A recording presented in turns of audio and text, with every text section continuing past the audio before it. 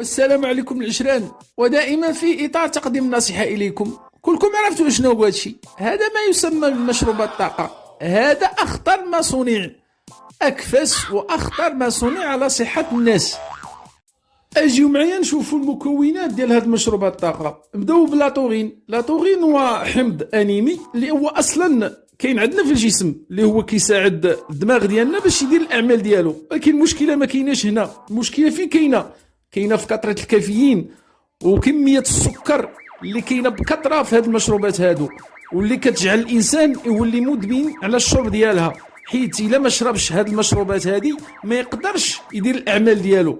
هنا كيولي عرضه باش يتصاب بالداء السكري، باش يتصاب بالطونسيون، باش توقع ليه شي امراض في القلب الله يستر، او لا توقع ليه سكته دماغيه او سكته قلبيه. فحذاري ثم حذاري من هاد المشروبات اللي هي خطر.